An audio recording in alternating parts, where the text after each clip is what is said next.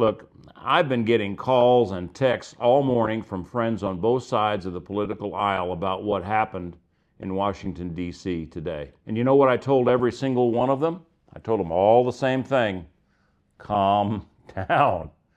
Now, before you start comparing Trump to Hitler and before you start celebrating some great victory for law and order, let me give you some facts about what really happened and why it's completely legal, and most importantly, why this has absolutely nothing to do with your hometown. Welcome, patriots, to Common Sense for America.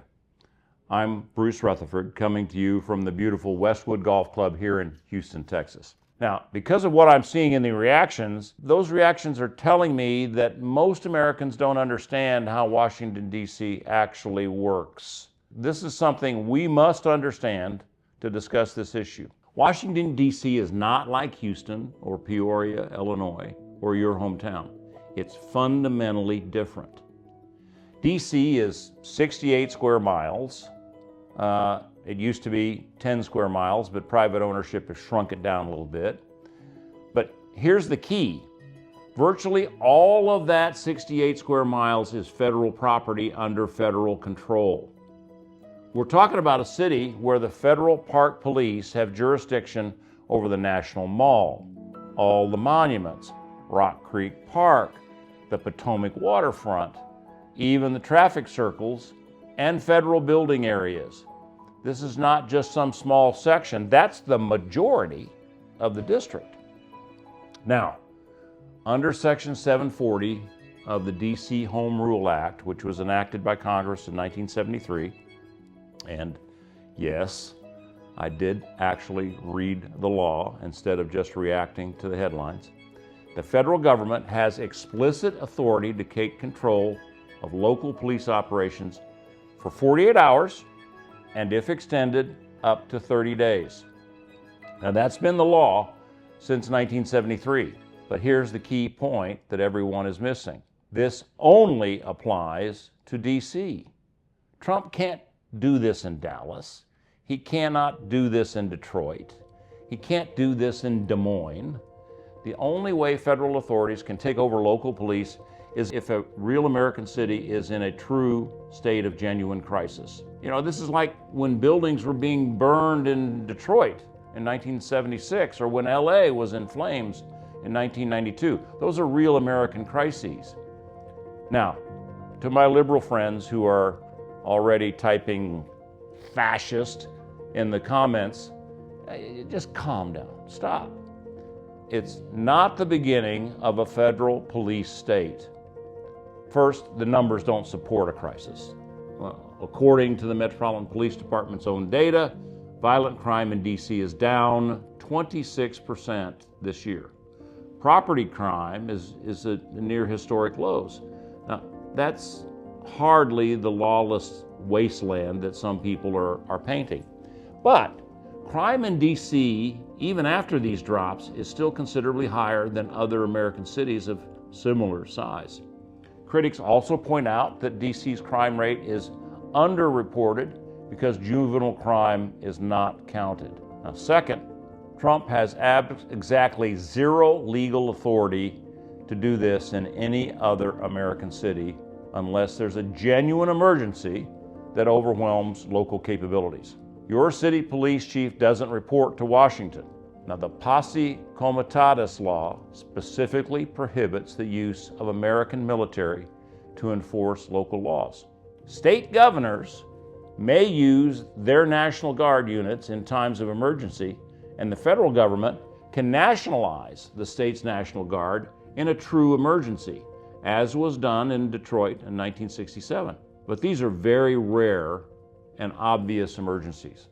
So when you're screaming that this is the end of democracy, you're making your cause look hysterical, when you could be making legitimate points about whether this action is really necessary given the actual crime statistics. But conservatives, we need to calm down too. Now, I'm acknowledging something here. While the overall crime statistics are looking better, there are some troubling individual cases that people genuinely are concerned about. And Trump mentioned multiple examples of young people committing crimes and walking away, cases where teenagers were arrested for armed robbery and released the same day, only to be arrested again weeks later for another crime. Prosecutors declining to prosecute theft cases because the stolen amount was under a certain dollar threshold. This is why critics say the crime statistics in Washington, D.C. are underreported. This creates the perception, and sometimes the reality, that there are no consequences for criminal behavior, even if the overall crime statistics are coming down. Here's the question we need to ask. If crime statistics are actually improving, is the federal takeover truly justified? Or is this Trump just feeding his base red meat for 30 days? Because remember, he can only do this for 30 days. Then everything goes back to the way it was before. Here's my theory about what's really happening.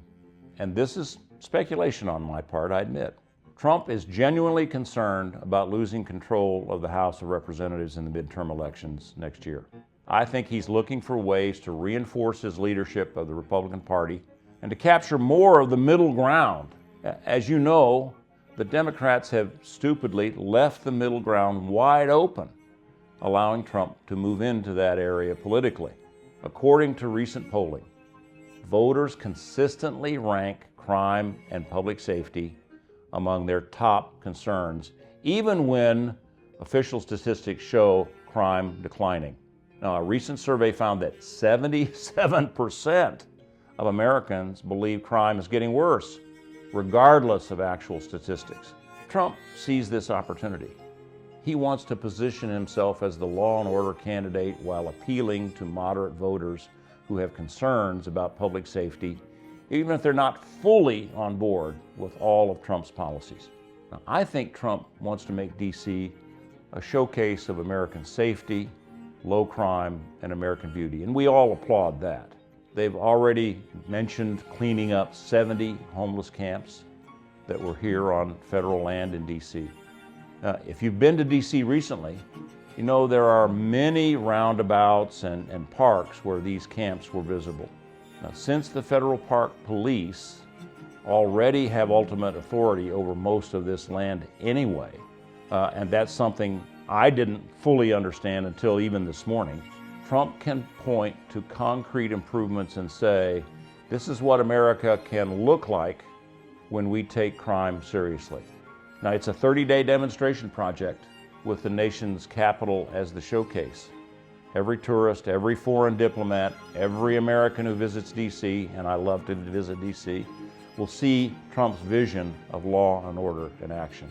Here's what most people don't understand. Law enforcement in D.C. is already a complex web of federal agencies. The Federal Park Police handle the National Mall, monuments, Rock Creek Park, federal properties. I mean, it's a significant portion of the district. The Capitol Police control the Capitol complex itself. The secret police control the White House area. The FBI handles federal crimes. Only the Metropolitan Police Department was truly local, and that is now under federal coordination for 30 days. So when Trump takes operational control, he's really just coordinating what's already been heavily mandated by federal law enforcement and federal environment. This isn't like taking over the Houston Police Department or the Chicago PD. So what should we be watching for over the next 30 days? First, watch the crime numbers. If this is really about public safety, we should see measurable improvement. But remember, crime was already falling. Second, watch what happens after 30 days. Does Trump try to extend this beyond the legal limit? Does he push Congress to change the Home Rule Act permanently? That would tell us that this is about more than a temporary demonstration. Now, Trump's not likely to get that because he doesn't have enough votes in Congress, given the Democrats' almost large size in the House. Third, watch how this plays out politically. If Republican candidates start running ads featuring the cleaned up D.C. as proof of what Trump has accomplished, we'll know this was primarily about midterm politics. Here's my common sense take. Trump has the legal authority to do exactly what he's doing. D.C. is unique. It's controlled by Congress, not by state government like every other American city. But let's also be honest about what this is probably about. A political demonstration designed to appeal to voters who are concerned about crime and want to see strong leadership, and it's probably also about a distraction from the Epstein files issues. Is it necessary? The statistics say probably not, but the anecdotal evidence suggests, and many people feel, that D.C. is unsafe. Is it legal? Absolutely. It is smart politics. Is it smart politics? I think it is smart politics. We'll find out next November. The key thing is this: don't let this distract us from real issues, whether you love Trump or hate him. This is a limited, temporary exercise of existing federal authority in a unique federal district. Now, I want to hear from you on this. Do you think I'm right that this is mostly political theater?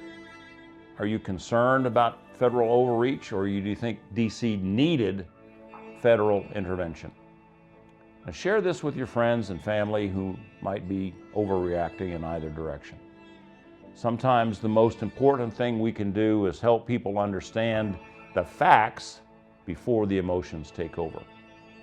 Now, next week, we'll talk about what this means on the broader balance between federal and local authority in America. Because while this D.C. situation is unique, it does raise important questions about when federal intervention is appropriate.